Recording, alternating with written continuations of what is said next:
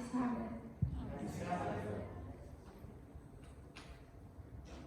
He was such a wimp. She was so bossy, always telling him what to do, and he was always agreeing with her. It was sickening. She had the nerve to tell him to get rid of God and put up temples and shrines to her wicked false gods, Baal and Asher. No one could stand up to her. No one wanted to stand up to her. But in the end, the kingdom of Israel had their choice, and they chose to turn their backs on God. King Ahab had married Jezebel, causing the king to build places of worship for Baal and lead the people away from God. It was either her way or no way. It seemed as though Jezebel always got her way. Because of this, the Lord was upset. He's always upset when people are being hurt or pulled away from positive things. So he decided to send Elijah the Tishbite to the king. Now let's pause there for a minute. Where did this guy come from? I don't remember hearing about him before now. Truth is, this is a first for Elijah. Anyway, let's get back to the story. Elijah declared to the king, "In the name of the Lord, the living God of Israel, whom I serve, I tell you that there will be no dew or rain for the next 2 to 3 years until I say so." 1 Kings 17, verse 1.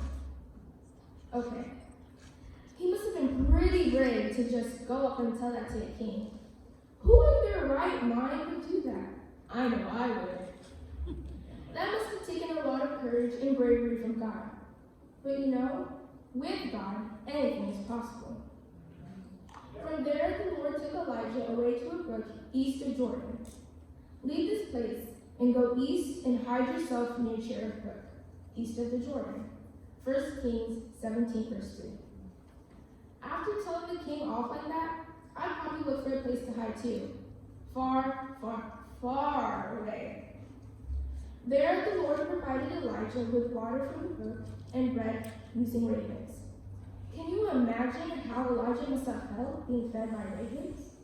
He must have wondered, why wouldn't God have sent his angels to feed me instead of ravens?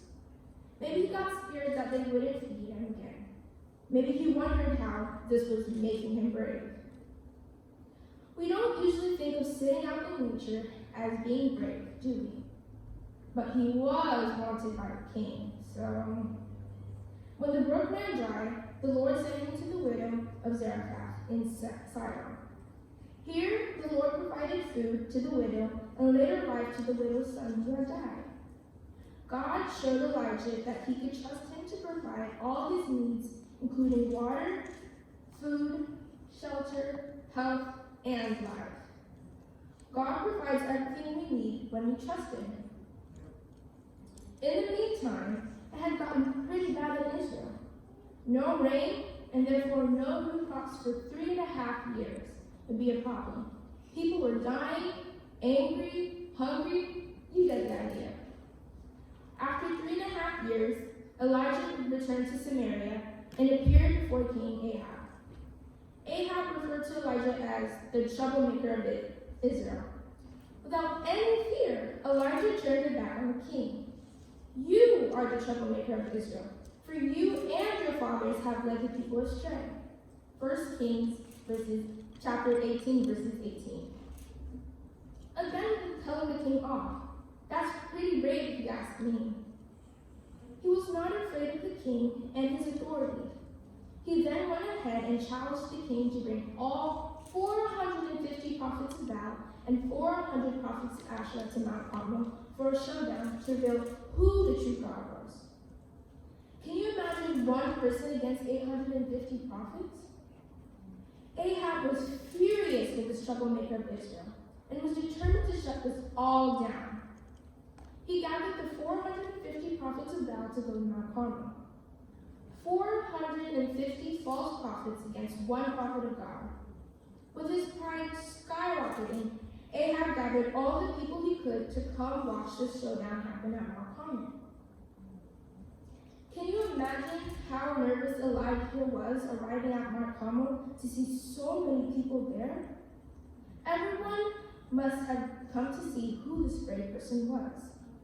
Someone who had dared to go against the king, not just the king, but Queen Jezebel. That day, Elijah courageously stood for the truth. He called the people to choose God, and he indeed rebuilt the altar of worship, and after praying, caused fire to come down from heaven and consume everything on the altar, including water. This led the people to all bow down and worship God. When all the people saw this, they fell prostrate and cried, "The Lord, He is God. The Lord, He is God." 1 Kings 18, verse 39. Under Elijah's instructions, all the false prophets were killed that day because one man stood for what was right. Amen. I'm sure there were times during this experience where Elijah didn't feel brave, even though he always seemed to act brave. Like how later he ran away from Queen Jezebel. But that's a different story for another time. Who is the one making Elijah brave? God was. This story reminds me a lot about one part of my dad's life. After high school, my dad got a job working as a middle school teacher in one of the church schools in Mombasa, Kenya. After a while, he was called for an interview to work in Barclays Bank. Many young people hope to work in a bank because they not only pay well, but they also finance all their training. Working in a bank was considered an elite job. After long prayers and believing, he was employed by the bank. Many people, including his family and church members, were extremely happy for him. However, the job came with a condition. He would have to work on the first and last Sabbaths of the month. This was hard because he had given his life to Christ and had a deep devotion for the Sabbath. He struggled within and with family and church members who felt this was something he should compromise and make an arrangement with the management about. But we all know you can't compromise faith. After 6 months of skipping work on those 2 Sabbaths, the bank decided to fire him. It was a painful and bitter experience. He was scorned by many who felt he was impractical and foolish. His oldest brother was troubled and said he had lost sleep for 2 weeks, wondering why he was throwing away his life.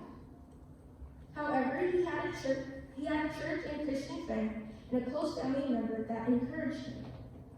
He felt a sense of guilt because it appeared like he didn't care for his future.